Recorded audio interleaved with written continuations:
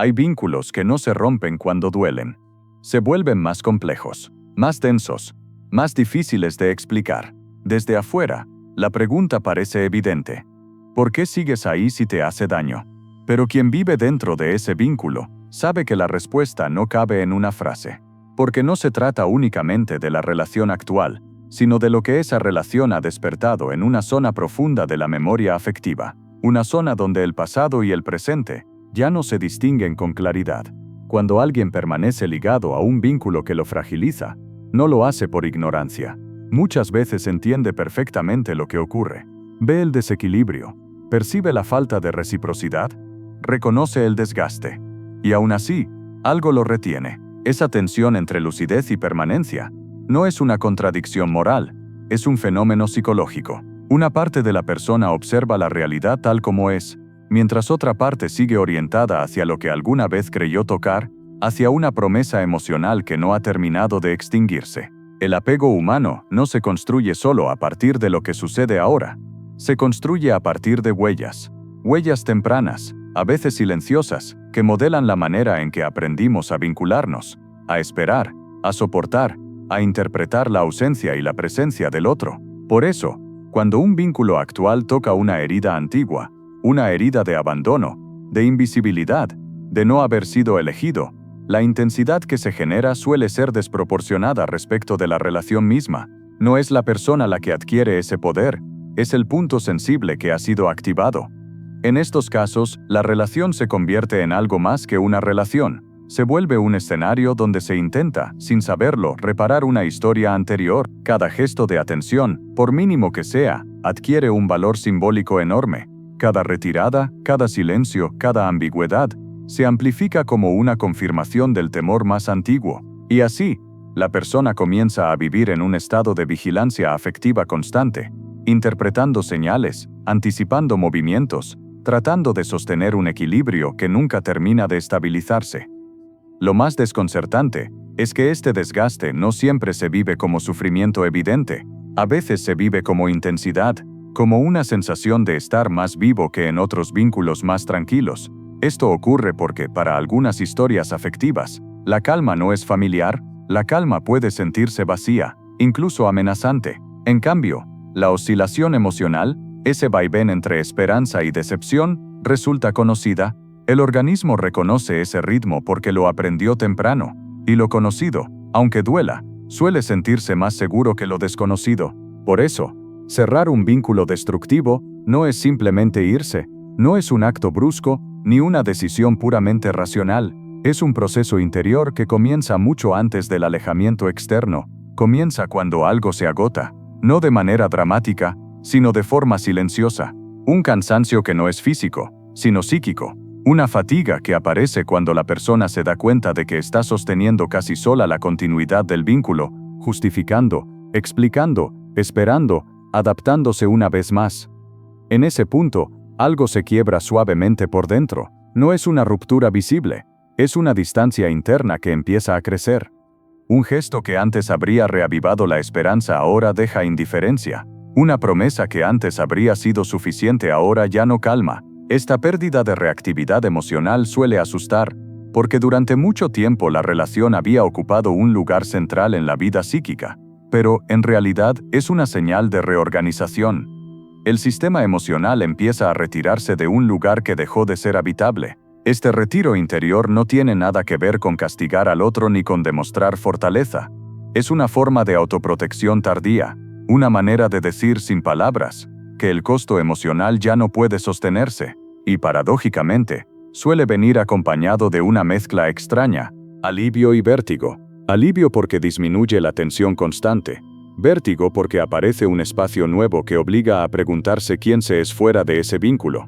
Es entonces cuando surge una pregunta inquietante: ¿qué parte de mí estaba atada a esta relación? Porque muchas veces no es solo el otro lo que cuesta soltar. Lo que duele abandonar es la versión de uno mismo que existía dentro de ese vínculo. La persona que esperaba, que comprendía, que justificaba, que creía que con suficiente paciencia, algo cambiaría. Soltar el vínculo implica también renunciar a esa identidad construida alrededor de la espera. Y eso puede sentirse como una pérdida profunda. En este momento del proceso, Aparece con frecuencia la culpa, una culpa sutil, persistente, que dice, si no logro irme, es porque algo falla en mí. Pero esa culpa es injusta. No reconoce que el apego no responde únicamente a la voluntad consciente. Responde a una historia emocional que se ha organizado durante años. Pretender cortar ese lazo sin comprenderlo es como pedirle al cuerpo que olvide lo que aprendió a hacer para sobrevivir. Cerrar un vínculo destructivo sin romperse requiere, antes que nada, una comprensión distinta del apego. No como debilidad, sino como coherencia interna con una historia.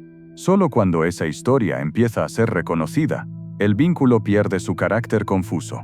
La persona deja de pelear contra la separación y comienza a entender por qué separarse resulta tan amenazante. Y esa comprensión, aunque no trae alivio inmediato, crea un suelo más estable desde el cual el proceso puede continuar. De forma que, no hay gestos heroicos ni decisiones instantáneas. Hay un movimiento lento, casi orgánico, donde la relación deja de ser el centro absoluto del mundo interior, no porque el otro desaparezca, sino porque la persona empieza a recuperar un eje propio.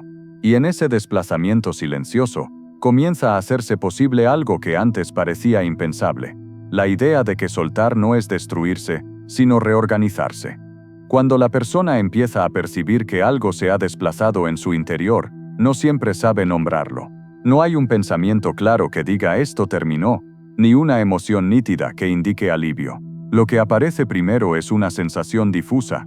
La relación ya no organiza el mundo interno como antes. Sigue presente, pero ha perdido centralidad. Y esa pérdida de centralidad no es un acto de rechazo consciente, es una modificación lenta de la memoria emocional. Durante mucho tiempo, la relación había funcionado como un eje interpretativo. Los días se medían en función de la cercanía o la distancia del otro, del tono de sus palabras, de su disponibilidad.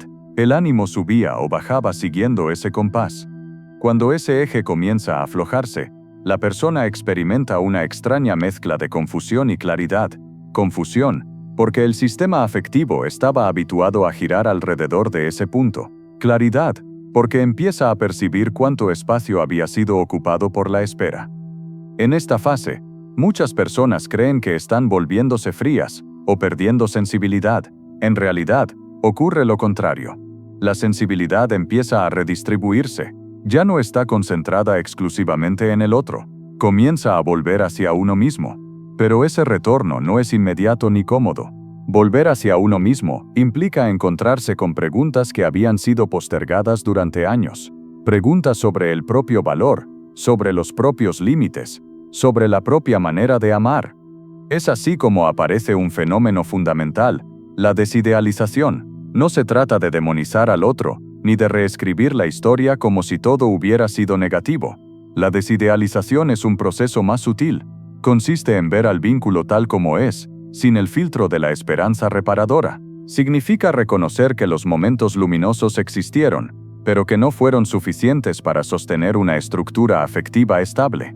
Significa aceptar que la intensidad no equivale a seguridad, y que la promesa emocional no siempre se traduce en transformación real.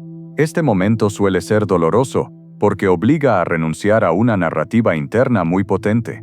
La narrativa del si aguanto un poco más, si comprendo un poco más, si espero un poco más, algo cambiará. Esa narrativa había dado sentido al sacrificio. Había permitido justificar la espera. Al desmontarla, aparece una sensación de vacío. Pero ese vacío no es ausencia de amor, es ausencia de ilusión. Y aunque la ilusión haya sido una fuente de esperanza, también había sido una fuente constante de desgaste. En este punto, la memoria afectiva juega un papel decisivo. La memoria no funciona como un archivo fiel de los hechos. Funciona como un sistema vivo que selecciona, amplifica y atenúa recuerdos según las necesidades emocionales del presente. Cuando una persona está atrapada en un vínculo destructivo, la memoria tiende a magnificar los momentos iniciales, aquellos en los que se sintió visto, elegido, reconocido. Esos recuerdos se convierten en pruebas internas de que algo verdadero existió y por lo tanto podría volver a existir.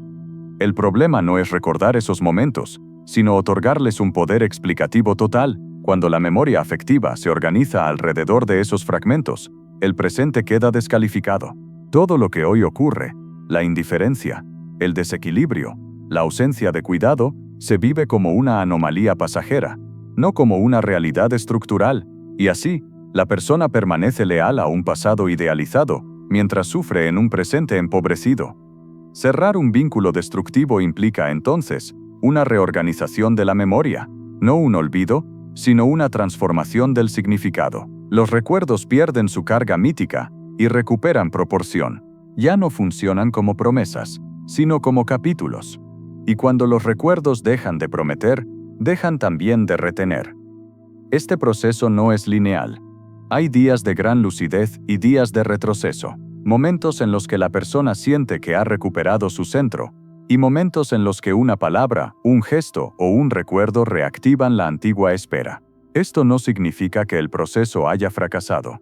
Significa que la herida que fue tocada es profunda, y las heridas profundas no se cierran de una vez, se reacomodan capa por capa. Un elemento clave en esta etapa es la confusión entre intención y transformación. Muchas personas permanecen en vínculos destructivos porque el otro expresa arrepentimiento, deseo de cambio, conciencia del daño causado. Estas palabras tienen un efecto inmediato sobre la memoria afectiva, porque reactivan la esperanza de reparación. Sin embargo, la intención verbal no modifica por sí sola los patrones relacionales. La transformación solo se produce cuando hay coherencia sostenida entre palabra y acto, y cuando esa coherencia no aparece, la espera se convierte en una forma de autoabandono. Reconocer esta diferencia no es fácil, porque obliga a aceptar que el deseo del otro no basta para garantizar un vínculo sano. Obliga a renunciar a la fantasía de que el amor o la paciencia pueden compensar una estructura relacional dañina. Y esa renuncia duele porque toca una creencia muy arraigada. La idea de que amar es aguantar. A medida que esta comprensión se afianza, comienza a emerger algo que podríamos llamar dignidad emocional, no como orgullo ni como reivindicación agresiva, sino como una sensación tranquila de límite interno. La persona empieza a sentir que ciertas situaciones ya no son aceptables, no porque alguien se lo haya dicho, sino porque su sistema emocional ya no puede adaptarse a ellas sin dañarse. Esta dignidad se manifiesta en gestos pequeños. Menos explicaciones, menos justificaciones, menos intentos de convencer al otro, más silencio interior, más atención a las propias reacciones corporales. La persona empieza a notar cuándo se tensa, cuándo se apaga, cuándo se desconecta, y en lugar de ignorar esas señales, comienza a escucharlas, no como órdenes, sino como información valiosa sobre su estado interno. En este punto, el vínculo pierde progresivamente su poder de desorganización.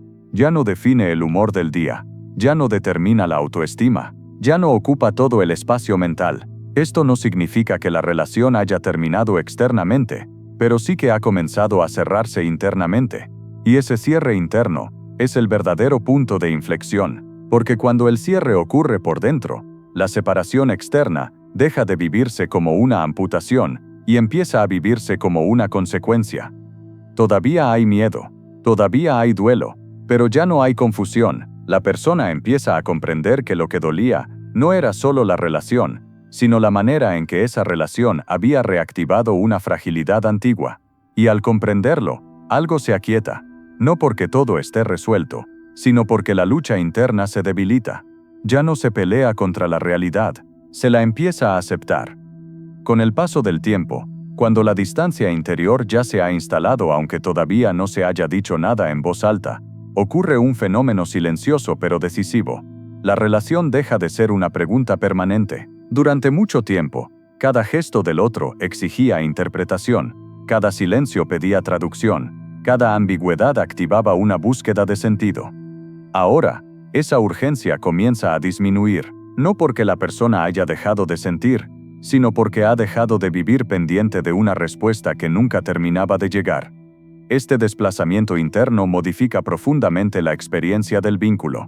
Ya no se trata de esperar un cambio, sino de observar lo que hay. La mirada se vuelve más sobria, menos teñida por la esperanza. No hay entusiasmo, pero tampoco hay lucha. Aparece una forma de neutralidad afectiva que suele confundirse con indiferencia, cuando en realidad es un signo de reorganización psíquica. La relación empieza a ocupar un lugar más realista. Ni salvación ni amenaza absoluta, simplemente una historia que ha mostrado sus límites. En esta etapa, muchas personas experimentan una resistencia inesperada, el miedo a perder el sentido que el vínculo les daba, porque incluso los vínculos que dañan pueden ofrecer una estructura, organizan el tiempo, los pensamientos, las emociones. Cuando esa estructura se debilita, surge una pregunta silenciosa pero insistente. ¿Qué queda cuando ya no estoy sostenido por esta dinámica? Esta pregunta no es filosófica, es existencial, y no se responde con ideas, sino con experiencia. Poco a poco, la persona empieza a notar cambios concretos en su vida cotidiana. Momentos de calma que antes no existían, espacios de pensamiento que ya no están ocupados por la anticipación del otro. Una atención que vuelve sobre actividades, intereses o vínculos que habían sido desplazados. Estos cambios no suelen vivirse como euforia, sino como una serenidad extraña, a veces inquietante. El sistema emocional, acostumbrado a la intensidad, necesita tiempo para aprender que la estabilidad no es ausencia de vida. En paralelo, la culpa puede reaparecer bajo una forma más sutil, no la culpa de quedarse, sino la culpa de irse por dentro. La persona puede preguntarse si está siendo injusta, si está abandonando, si está dejando de luchar demasiado pronto. Esta culpa suele estar ligada a una antigua lealtad emocional, la idea de que retirarse equivale a fallar. Sin embargo, lo que empieza a comprenderse es que no toda retirada es abandono, y no toda permanencia es fidelidad. A veces, la verdadera fidelidad consiste en no traicionarse a uno mismo. A medida que esta comprensión se afianza, el deseo de explicarse disminuye. Durante mucho tiempo, la persona había sentido la necesidad de justificar cada límite, cada incomodidad, cada distancia. Ahora, esa necesidad se debilita. No porque haya perdido empatía, sino porque ha dejado de negociar su propia integridad. Este es un cambio profundo, el paso de una identidad construida alrededor de la adaptación a una identidad que empieza a incluir el derecho a no estar. El silencio adquiere entonces un nuevo significado. Ya no es un silencio cargado de expectativa ni de reproche. Es un silencio que protege, un silencio que permite escuchar lo que antes quedaba ahogado por el ruido emocional. En ese silencio, aparecen recuerdos que se reorganizan, escenas que se ven con otros ojos, decisiones pasadas que se comprenden sin necesidad de juzgarlas. La historia empieza a ordenarse internamente.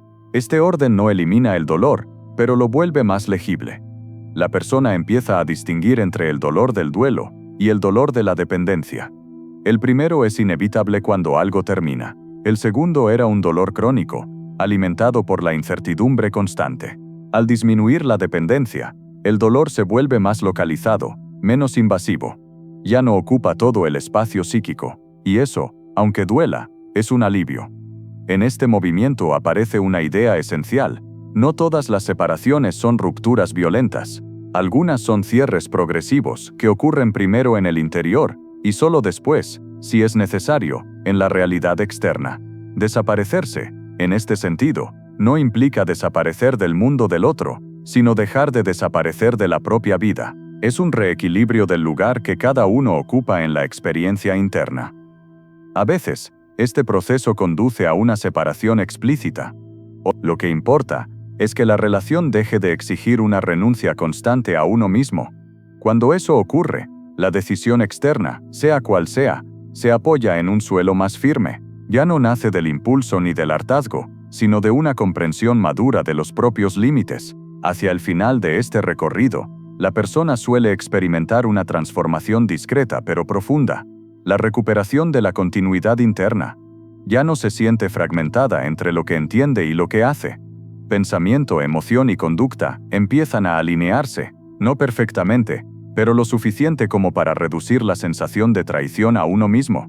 Este alineamiento es una de las formas más claras de salud psíquica. Cerrar un vínculo destructivo sin romperse no significa salir ileso, significa salir entero, con cicatrices, con aprendizaje, con una memoria integrada. Significa poder mirar la historia sin idealizarla ni negarla, reconocer lo que fue y lo que no pudo ser, y aceptar que algunas relaciones no fracasan, cumplen una función y se agotan. Desde esa aceptación, se abre un espacio nuevo, no un espacio de vacío desesperado, sino un espacio de posibilidad, un espacio donde los futuros vínculos ya no estarán guiados por la urgencia de reparar una herida antigua, sino por el deseo más sereno de compartir desde la reciprocidad. No es una promesa de felicidad constante, sino una forma distinta de estar en relación con uno mismo y con los otros. Con el tiempo, cuando la decisión interior ya no depende del vaivén del otro, comienza la etapa más delicada y a la vez más transformadora de todo el proceso, el duelo verdadero. No el duelo ruidoso, lleno de escenas y explicaciones, sino un duelo silencioso que ocurre en capas profundas de la vida psíquica. Este duelo no se activa únicamente cuando la relación termina de manera explícita. Muchas veces empieza antes, cuando la persona deja de esperar. Y dejar de esperar es, en sí mismo, una forma de pérdida. Durante mucho tiempo, la esperanza había funcionado como un anestésico. No eliminaba el dolor, pero lo hacía tolerable. Permitía pensar que el esfuerzo tendría sentido, que la espera sería recompensada, que la historia aún no estaba escrita del todo. Cuando esa esperanza se apaga, aunque sea lentamente, aparece una tristeza distinta. No es la tristeza de la carencia inmediata, sino la tristeza de reconocer que algo en lo que se había creído profundamente no podrá cumplirse. Esta tristeza suele ser más serena, pero también más profunda, porque no tiene objeto concreto contra el cual luchar. En esta fase, muchas personas se sorprenden por la intensidad del dolor, incluso cuando ya no sienten apego activo por la relación. Se preguntan por qué duele tanto si ya no quieren, si ya entendieron, si ya se alejaron. La respuesta es sencilla y compleja al mismo tiempo. No se está llorando solo a la persona, sino a la versión de la vida que se había imaginado con ella. Se llora una posibilidad, un futuro que había sido construido internamente con detalle, incluso sin haber sido prometido de manera explícita. Ese futuro era una narrativa íntima, y perder una narrativa también es perder una parte de la identidad. El duelo, en estos casos, no debe apresurarse ni patologizarse. No es una recaída ni una señal de debilidad, es la consecuencia natural de haber invertido afecto, tiempo y sentido. Intentar cerrarlo rápido suele producir el efecto contrario. El dolor reaparece más tarde, desplazado, transformado en desconfianza, en cinismo o en un desapego excesivo. Elaborar el duelo implica permitir que la tristeza exista sin convertirla en un argumento para volver atrás. Uno de los riesgos más frecuentes durante esta etapa es la tentación de reactivar el vínculo para calmar el dolor, no porque la persona crea realmente que la relación va a transformarse, sino porque el contacto ofrece un alivio inmediato. Un mensaje, una conversación, un encuentro breve pueden producir una disminución momentánea de la angustia. El sistema emocional, acostumbrado a regularse a través del otro, busca ese estímulo conocido. Sin embargo, ese alivio es engañoso. No resuelve el duelo, lo posterga.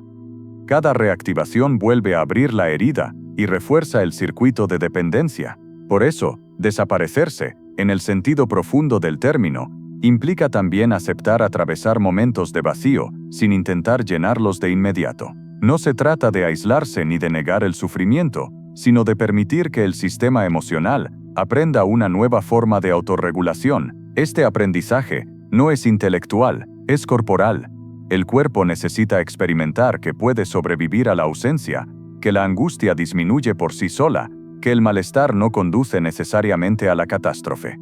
En este proceso, el tiempo cumple una función esencial, no un tiempo cronológico rígido, sino un tiempo psíquico. Cada persona necesita un ritmo distinto para reorganizar su mundo interno, compararse con otros, exigirse estar bien demasiado pronto, o medir el avance en términos de semanas o meses, suele generar frustración. El duelo no es una carrera, es una travesía, y como toda travesía, tiene momentos de avance, de pausa, y a veces de aparente retroceso. A medida que el duelo avanza, la relación comienza a ocupar un lugar más definido en la historia personal. Ya no es un enigma que consume energía, sino un episodio que puede ser pensado. Esto no significa que se pierda toda emoción asociada, sino que la emoción deja de ser desbordante. La persona puede recordar sin quedar atrapada, puede evocar sin desorganizarse. Esta capacidad de recordar sin ser arrastrado es uno de los indicadores más claros de integración emocional. Integrar no es justificar. Integrar es comprender. Comprender qué se buscaba en ese vínculo, qué herida fue tocada, qué necesidad quedó expuesta. Esta comprensión es fundamental para evitar la repetición. Porque lo que no se comprende tiende a reencarnarse en nuevas historias con distintos nombres, pero con la misma estructura. Muchas personas creen que cambian de pareja, cuando en realidad, cambian de escenario para representar el mismo guión. Cuando la persona se permite mirar su historia relacional con honestidad, empieza a detectar patrones, no para acusarse, sino para reconocerse. Tal vez descubre una tendencia a sobreadaptarse, a esperar, a priorizar al otro, a confundir intensidad con amor, o tal vez reconoce una dificultad para poner límites tempranos, para retirarse cuando el desequilibrio aparece, para tolerar la calma. Estas observaciones no deben convertirse en etiquetas rígidas, sino en puntos de atención. La conciencia no transforma por sí sola, pero orienta. En este momento del proceso, suele aparecer una pregunta silenciosa pero decisiva. ¿Desde dónde quiero vincularme de ahora en adelante? Esta pregunta no busca una respuesta inmediata. Funciona más bien como una brújula. Empieza a orientar elecciones futuras. Incluso antes de que haya un nuevo vínculo en el horizonte, la persona comienza a diferenciar entre lo que despierta deseo y lo que ofrece seguridad, entre lo que activa la herida y lo que la respeta. Esta diferenciación no elimina el riesgo de volver a equivocarse. El error forma parte de la experiencia humana, pero sí reduce la probabilidad de quedar atrapado durante años en una dinámica que hiere, porque ahora existe un registro interno, una memoria del costo emocional, y esa memoria actúa como un límite silencioso. A lo largo de este proceso, la relación con uno mismo también se transforma. La persona aprende a escucharse de otra manera. Empieza a registrar señales tempranas de incomodidad, de tensión, de agotamiento. ¿Ya no necesita llegar al colapso para reconocer que algo no está bien? Este aprendizaje es uno de los frutos más valiosos del desprendimiento. No se trata de volverse desconfiado, sino de volverse más atento. Cerrar un vínculo destructivo sin romperse implica, finalmente, reconciliarse con la propia vulnerabilidad, aceptar que se amó desde un lugar frágil, que se esperó desde una herida, que se creyó en una promesa que no se cumplió. Esta aceptación no humilla, humaniza, permite mirar el pasado sin desprecio y el futuro sin miedo excesivo. La vulnerabilidad deja de ser una falla y se convierte en una condición de la experiencia afectiva. Cuando esta reconciliación ocurre, algo esencial se modifica. La persona ya no necesita que el otro confirme su valor. El reconocimiento comienza a surgir desde adentro, no como una autoestima inflada, sino como una sensación tranquila de legitimidad. La persona siente que tiene derecho a querer, a irse, a elegir, a equivocarse y a aprender. Este derecho no necesita ser defendido con argumentos. Se vive. En este punto la separación externa, si ocurre, se realiza con menos violencia interna. Puede haber tristeza, nostalgia, incluso momentos de duda, pero ya no hay desesperación, ya no hay urgencia por recuperar lo perdido a cualquier precio. La persona puede sostener la ausencia sin desintegrarse, y esa capacidad es una forma profunda de resiliencia. No la resiliencia heroica que niega el dolor, sino la resiliencia cotidiana que permite atravesarlo sin perder la coherencia interna. La historia, entonces, no se borra, se integra, pasa a formar parte de un relato más amplio donde no todo gira alrededor de esa relación. La persona puede decir, incluso sin palabras, esto fue importante, pero no fue todo.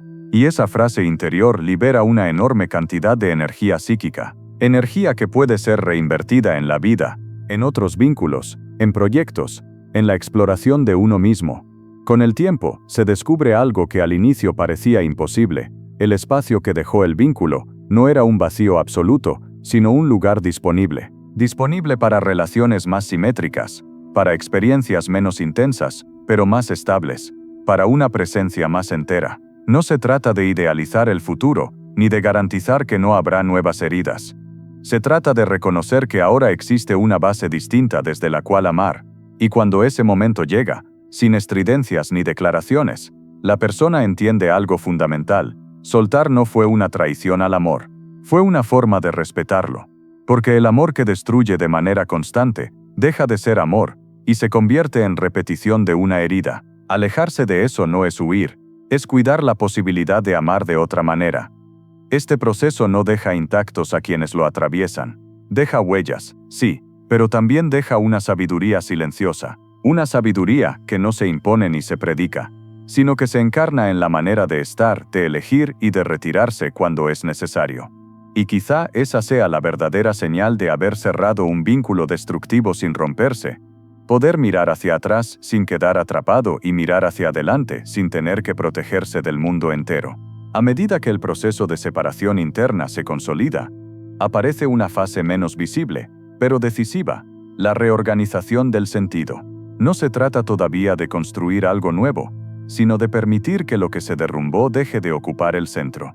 Durante mucho tiempo, la relación había funcionado como un marco de referencia. Definía prioridades, ritmos, expectativas. Al cerrarse, aunque sea internamente, ese marco se desarma y deja al descubierto una pregunta más amplia, menos urgente, pero más profunda.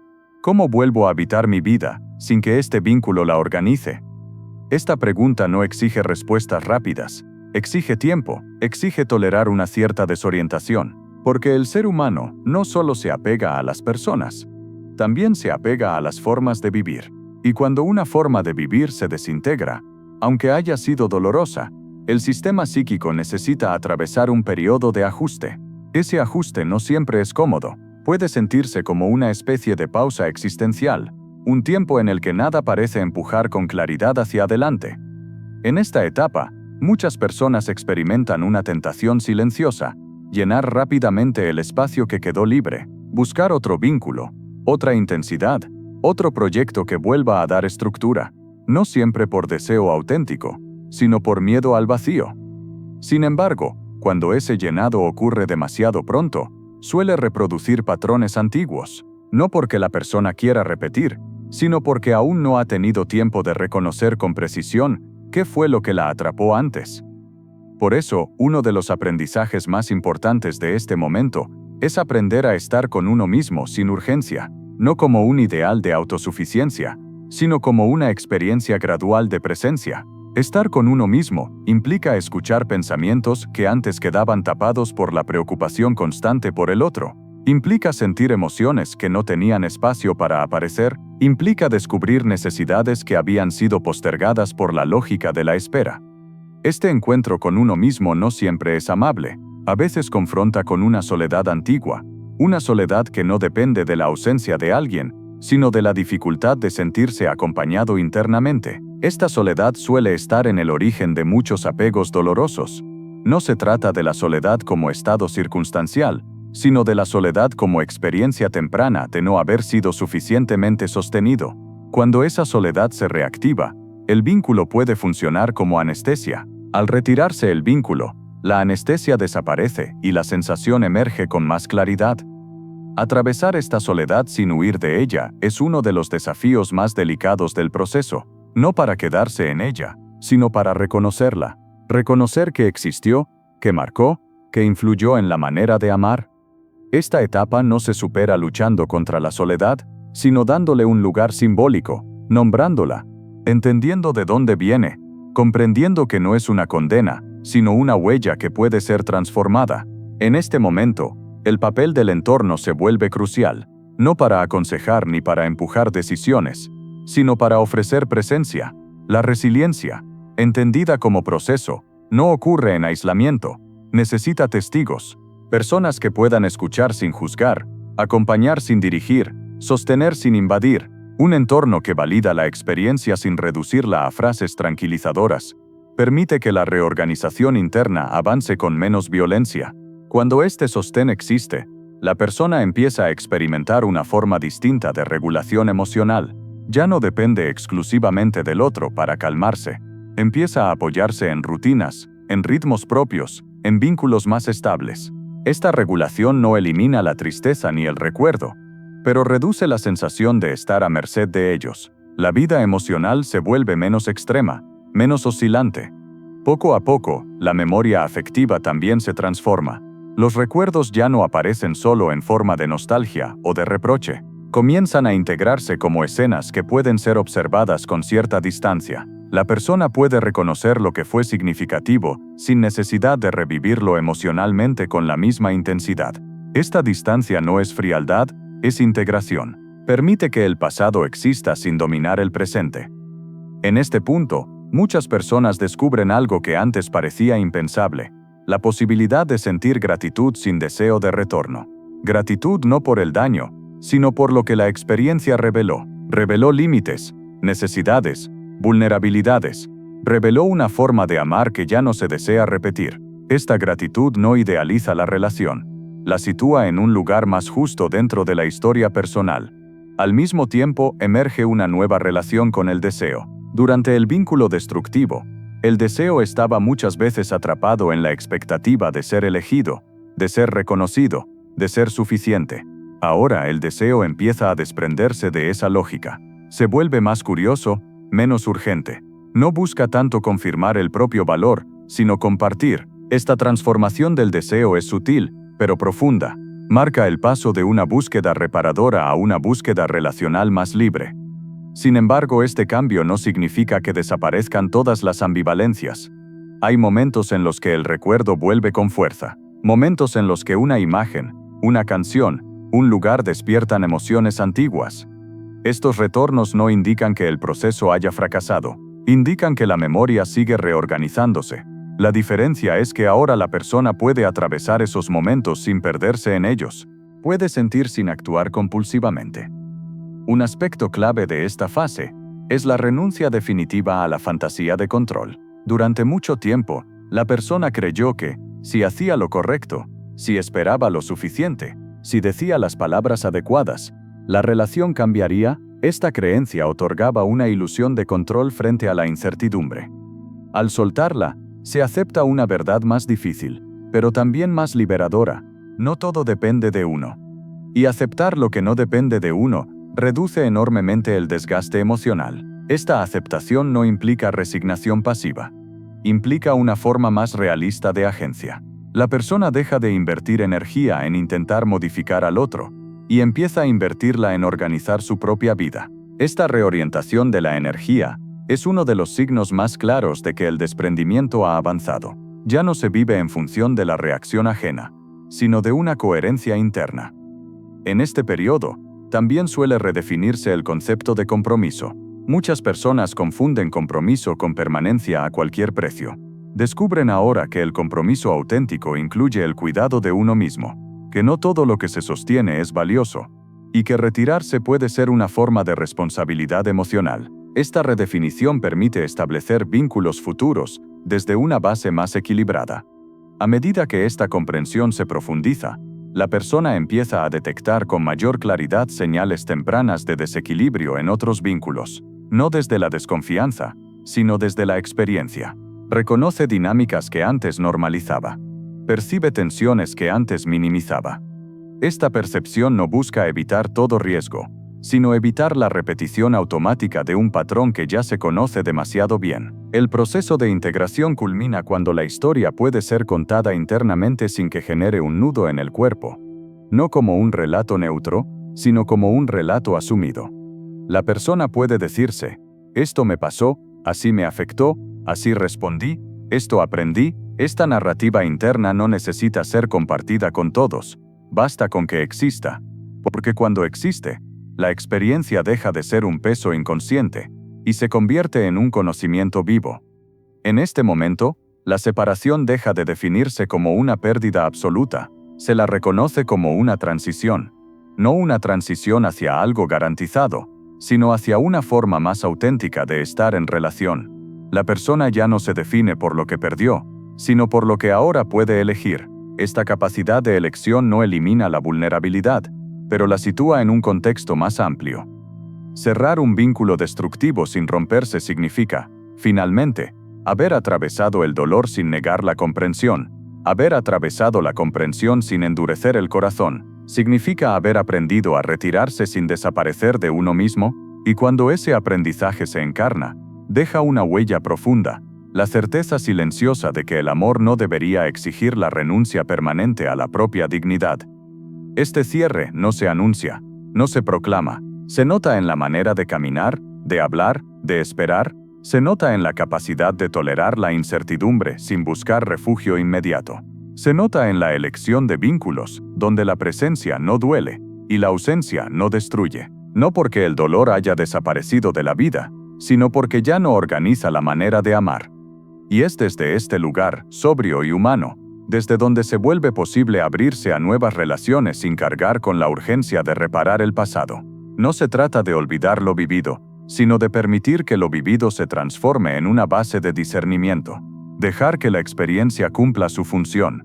No atarnos a lo que nos hirió, sino enseñarnos a reconocer, con más claridad, lo que necesitamos para vivir con mayor coherencia interior. Cerrar un vínculo destructivo no es un acto de frialdad ni de renuncia al amor. Es, muchas veces, la consecuencia natural de haber comprendido que permanecer allí implicaba perderse. Cuando la lucidez aparece, no siempre trae alivio inmediato, pero sí devuelve algo esencial, la posibilidad de habitar la propia vida sin estar en permanente tensión. Aprender a soltar no significa olvidar ni negar lo que existió, significa integrar la experiencia, para que deje de organizar el presente. Cuando una relación ya no promete cuidado, sino desgaste, retirarse se convierte en una forma de respeto hacia uno mismo. No es una huida, es un reordenamiento interior. Si algo de este recorrido resuena en ti, tal vez no sea una invitación a actuar de inmediato, sino a escuchar con más atención lo que ya se está moviendo por dentro. A veces, cerrar no exige palabras ni gestos visibles. Basta con dejar de sostener aquello que nos vacía. Gracias por acompañar esta reflexión hasta el final. Nos encontramos en el próximo encuentro.